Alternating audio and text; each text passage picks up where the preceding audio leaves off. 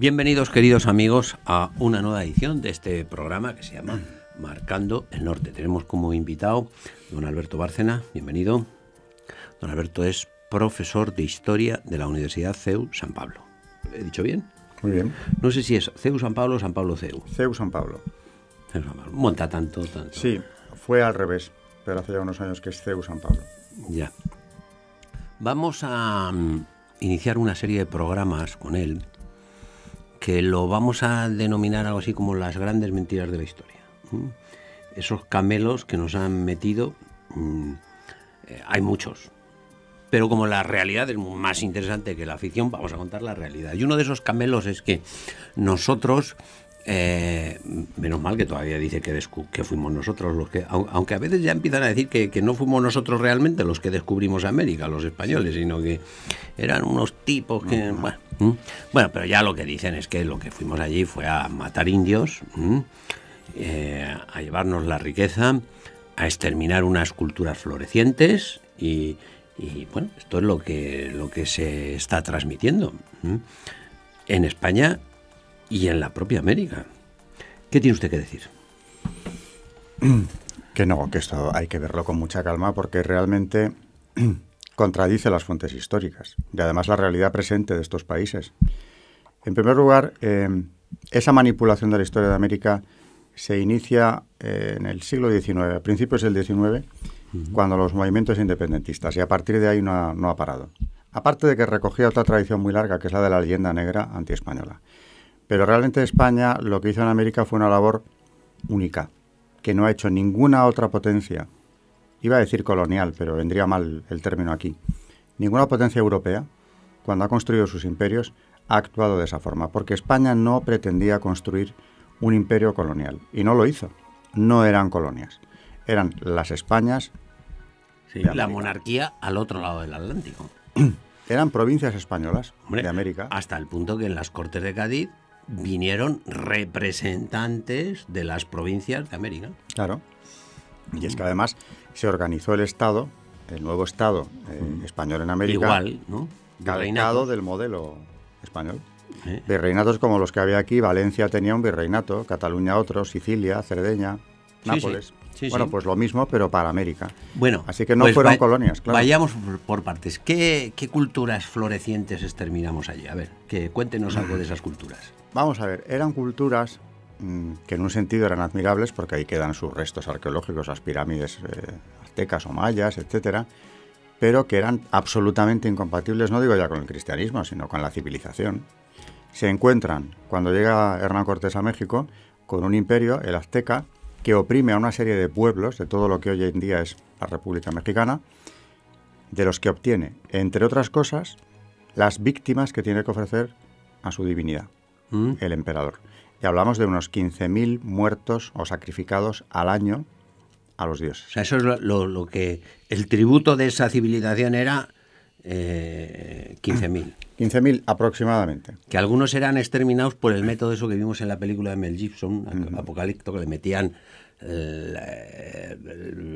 había que sacarle el corazón estando vivo. Porque no, en muerto era mucha consideración con la víctima. Tenía que ser así. Y luego el corazón y otras partes del cuerpo se arrojaban desde lo alto de la pirámide a los que habían asistido a la ceremonia para que se llevaran los trozos. O sea que aquello era algo una escalofriante. Casquería de mala...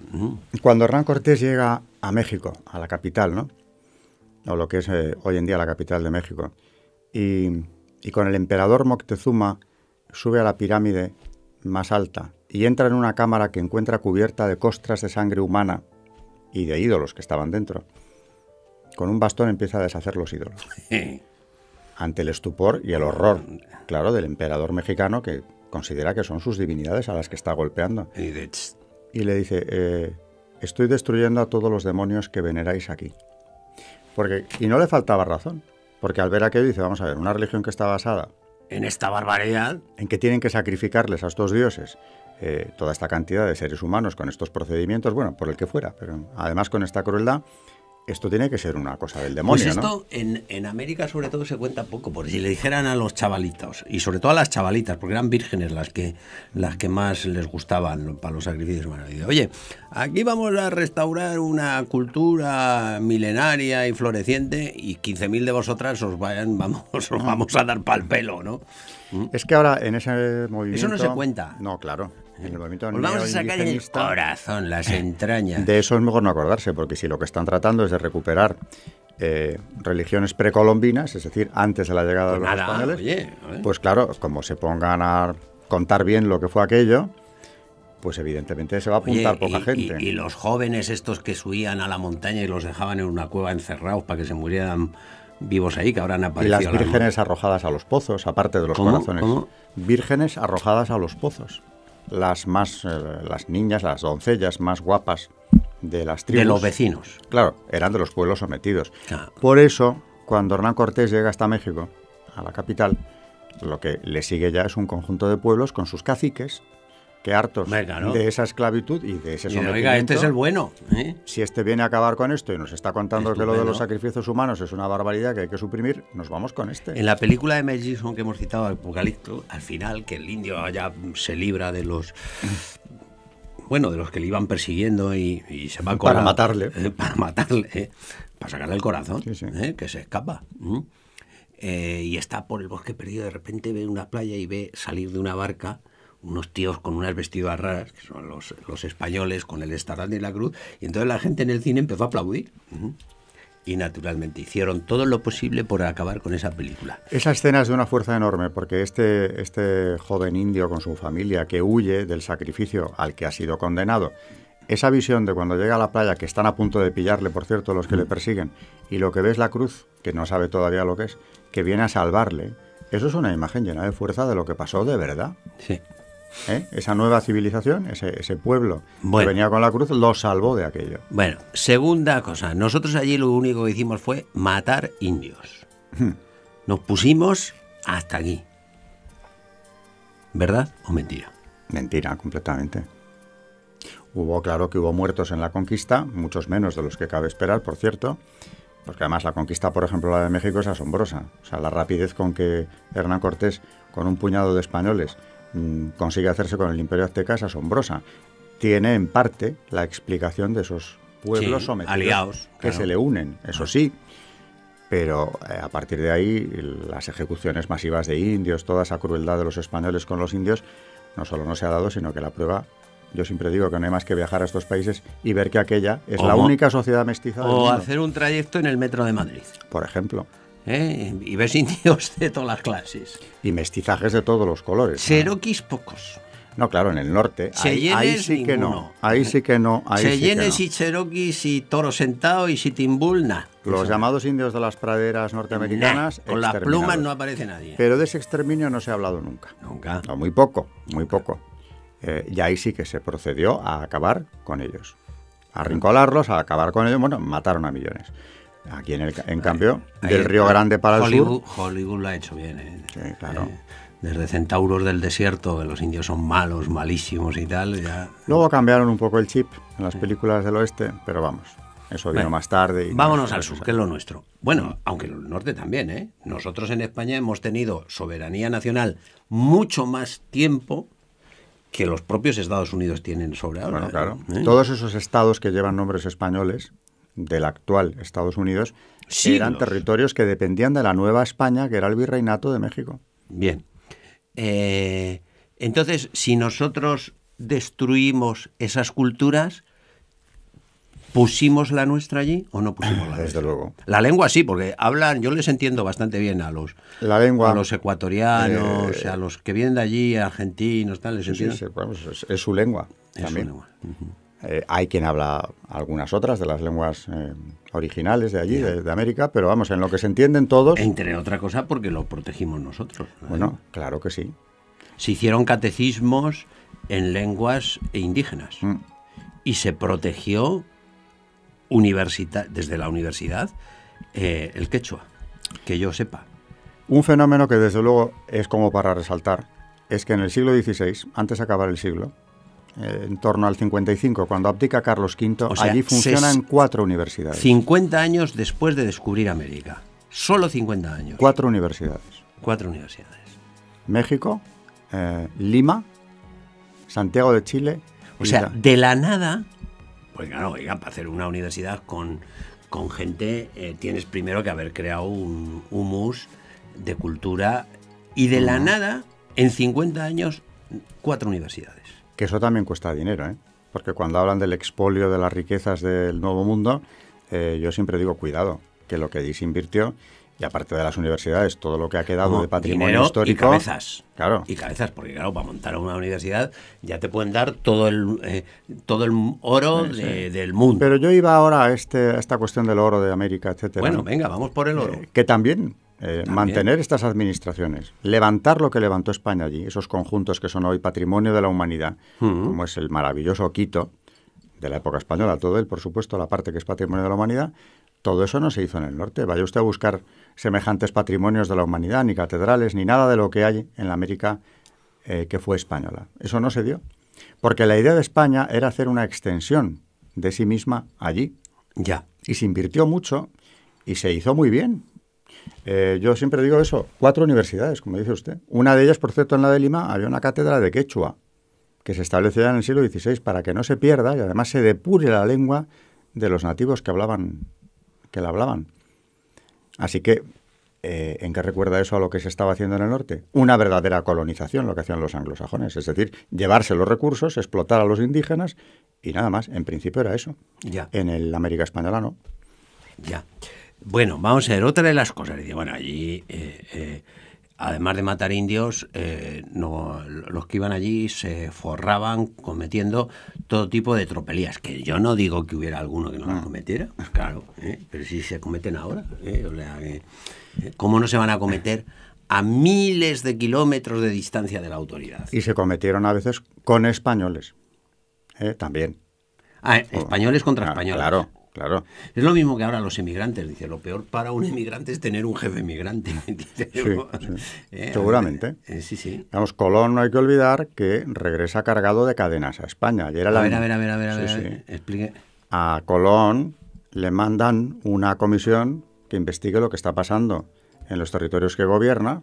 ¿A Colón? A Cristóbal Colón. Pero usted me está hablando del mismo Cristóbal Colón que yo conozco, con el que tomo café todos los días, ese. En los libros y... El que da nombre a Colombia, que tenía que dárselo a América. El que va en los barquitos y dice tierra a la vista, bueno, él no lo dice, lo oye. A ese que era el más guay de los guay. El almirante de la mar Océana. A ese lo traen con cadenas. A ese viene encadenado. ¿Y por qué? ¿Qué? Pues porque el rigor que había aplicado allí era ya más bien despotismo, terrible. Se había liado a ejecutar españoles, por cierto, que no se plegaban a su autoridad. Y claro, los ecos de eso llegaron a España, como solía llegar prácticamente todos los abusos que se cometían en América.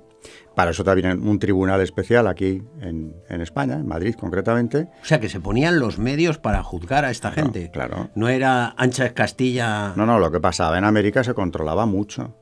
¿Y cuál era el sistema de control? Pues aparte, hemos hablado de los virreinatos, que son una administración española trasladada allí, donde ya estaba el tribunal del virrey, que juzgaba lo que ocurría allí. Pero es que contra esas sentencias... un tribunal de recurso, ¿no? Sí, de una segunda instancia, porque había los de primera, pero luego estaba la segunda instancia ante el propio virrey, representante de la majestad católica. Sí. Si el afectado no estaba de acuerdo, podía recurrir y llegar a Madrid. O sea, había garantías jurídicas. Hombre, y tenían un tribunal para ellos nada más, que era el Tribunal de Indias, del Consejo de Indias, que estaba en Madrid, en el Alcázar de Madrid, precisamente. Y hasta llegaban las causas. El Alcázar de Madrid, que es donde está ahora el Palacio Real. Exactamente. Que era la residencia de los reyes. Y donde estaban las sedes de los consejos, en uno de los patios. Uno de ellos era el de Indias. Igual que estaba el de Italia o el de Flandes, estaba el de Indias, con su tribunal, para entender de las causas que podían llegar hasta aquí, hasta la península. Eso tiene que ver con los juicios de residencia conocidos. Claro. ¿Qué es eso? Eso se hacía por sistema. No se iniciaban con una denuncia, ¿no? Explíquemelo, porque me habla usted antes a mí de entrar aquí de los juicios de... Tengo que hablar de los juicios de residencia, y como no los saca usted... Pues eso es pero importantísimo. Yo no sé qué son los juicios de residencia. Eso era el proceso al que se veía sometido todo funcionario español a su regreso, y a veces incluso antes de volver. en el que tenía que justificar todos los ingresos o el patrimonio que tenía acabada su gestión. A ver, explíqueme. Es decir, destinaban incluso a un virrey, que también estaba sometido al juicio de residencia, le destinaban al virreinato de la Nueva España, por ejemplo, México. Muy bien, pues el juicio de residencia era ver, ¿usted con qué llegó allí? ¿Qué tenía como patrimonio suyo? ¿Qué le ha dado la corona en estos años? Porque de ahí salían todos los gastos, militares, administrativos, etcétera. Bueno, esto es lo que ha recibido y lo ha invertido, en fin, es un estado de cuentas de qué he hecho yo con el dinero de la corona. Y luego, ¿cómo vuelve usted aquí? ¿Con qué viene? En tierras, en bienes, etcétera. Puede justificar... Oiga, pues si aquí estamos en este sistema inventando esto, pero solo lo hemos inventado al 50%, porque aquí a lo máximo que hemos llegado es a que los diputados y los cargos públicos, y no en todos los casos, hagan una declaración de bienes cuando entran, pero no cuando salen. Eso, o sea, ahí está el truco. Es que para hacer la resta tenemos que... ¿Cómo era? Minuendo, sustraendo. Dice, ¿cómo anda usted de minuendo? Dice, ¿y de sustraendo cómo andamos? O sea, aquí no hemos inventado nada más que una parte de los dos términos de la resta. Claro. Y sin embargo allí había entrada, salida. ¿Cómo sale usted? ¿Cómo sale usted? Forrado. A ver, venga. ¿Qué ha pasado? ¿Qué ha pasado? Porque bueno, no decían que no se pudiera lucrar el funcionario, pero si lo ha hecho, vamos a ver cómo. Hombre, pero es que... Porque igual es un tío listísimo o se ha casado con una señora muy rica estando allí. Vamos a ver cómo se ha lucrado. Ya. Ahora, como sea con bienes de la corona o con el abuso de autoridad, que se prepare. Se le cae a usted el pelo. Se le cae. Y ya eso estaban sometidos y sobre hasta todo los viendo virreyes. que al almirante de la mar Océana lo traen encadenado. Lo traen en cadena. Y dicen, bueno, pues si a Colón... El primero le pasa esto. Le han dado para la melena, porque Colón tenía melenita. Y dice, pues para que te voy a dar para el pelo. Sí. ¿Ha visto usted a Colón con la melenita y tal? Sí. Con los papagayos que trae. Al de la melenita le dieron. Le dieron en Y no le dieron más porque, en definitiva, también se tuvo en cuenta los enormes servicios prestados, etcétera, etcétera, pero le dieron. Pero vino encadenado. Lo cual, claro, fue algo... Mucho don Cristóbal, pero... Cargado de cadenas. Pero cargado de cadenas. Que eso para él y para sus hijos incluso era algo inimaginable, ese espectáculo. El que llegó a Barcelona triunfante después de haber descubierto un continente, etcétera, luego vino encadenado. Por el abuso de poder. Por el abuso de poder. O sea, vamos a ver, que de religiones espectaculares, no. Culturas florecientes, más bien poco. Y lo poco que se tenía se guardó y se respetó. Y sobre todo, naturalmente, esto se ha dado en la historia muchas veces. Una cultura inferior sucumbe ante la superior, y eso no vamos a discutirlo. Los aztecas, por muchas pirámides que hubieran construido y por mucha organización... Se comían vivos a las niñas de los pueblos vecinos. Pues, y dice usted bien, porque hemos hablado de sacrificios humanos, pero no del canibalismo ritual, que también se comían a las víctimas. Pues lo he dicho. ¿No? Sí, no, pues sí. Se merendaban. Se merendaban a las víctimas. Estas víctimas, después del sacrificio, eran troceadas en la pirámide y arrojadas desde lo alto, los trozos. Y los tíos dándole se lo llevaban a su casa y se los comían. A la barbacoa humana. Y eso tenía... y eso en la cultura esta que les quieren... Claro, por eso en el neoindigenismo no se habla de esta parte. Hablan de la Pachamama, la adoración a la tierra, etcétera. Pero no de los sacrificios. Por eso se hizo esa película. La Pachamama que les van a dar como vuelvan a dar. Como vuelva el sacerdote a subirse a la pirámide. La gran pregunta es esa. Si van a recuperar sus religiones anteriores al cristianismo, esta parte que era fundamental... A ver quién hace de sacerdote y quién de virgen. Claro. ¿Se van a comer ustedes otra vez? Porque claro, esa parte está ahí. Por eso se hizo la película. Por eso yo creo que están proponiendo. Yo creo que hay gente que quiere comerse crudos Si no se los quieren comer crudos, por lo menos como quieren que el cristianismo desaparezca, les están vendiendo la idea de una religión que no existió, es otra, en la que esto se oculta, pero esta parte era esencial en la religión azteca. Bueno, y entonces si allí había universidades... Había universidades para que porque claro, ir a estudiar a ¿dónde dice usted que está? ¿En Perú? Lima. México. Hombre, teniendo Salamanca y teniendo en cuenta que no había aviones, entonces aquello de Perú más bien era para los indios, ¿no? Era para los, claro. para los habitantes del Nuevo Mundo, indios y españoles. Claro. ¿Y salieron figuras de allí? ¿O? Sí, bueno, ya lo creo. Hay una cultura floreciente en los virreinatos que empieza a decaer en cuanto se independizan, por cierto. Pero la América española tiene un siglo XVIII floreciente, brillantísimo en todos los órdenes. No hay cómo ponerle a estudiar a la gente. Claro. ¿Qué es lo que hicieron con los indios? Con los indios, aparte de, como decía antes, crear una sociedad mestiza, que no se ha hecho en ningún otro sitio. Esa es otra. Yo siempre invito a todo, cuando sale este tema, a cualquiera que nos oiga, a ir al Museo de América de Madrid y ver lo que llaman cuadros de las castas. Las castas son los cruces de razas que se produjeron en América ad infinitum, porque estaba todo estudiado. Hijo de negro y blanco. Los españoles no teníamos ningún prejuicio. Ningún prejuicio. No ya en hacer amantes de los españoles a las mujeres indígenas o a las esclavas africanas, no, casarse con ellas. Hombre, es que eso fue una de las cosas de Isabel la Católica. Dice, aquí, el que se va con la India, si va más lejos de lo normal, se casa con la India, O sea, claro. Cuidadín, O sea, aquí todo lo que sea pasar de hacer manitas acaba en matrimonio. Y claro, hubo concubinato, pero no menos que aquí en España, Claro. Pero lo que hubo principalmente fue una fusión de razas. En esos cuadros de las castas se ve muy bien, el pintor lo representa muy bien, ingenuamente, pero con claridad, pues al señor español o no, porque a veces el que es negro o indio es el marido. Y la mujer es la blanca. Que es de Cuenca. Pues de Cuenca o una criolla españolísima. De Cuenca que acababa allí. Hija de unos padres o abuelos de Cuenca.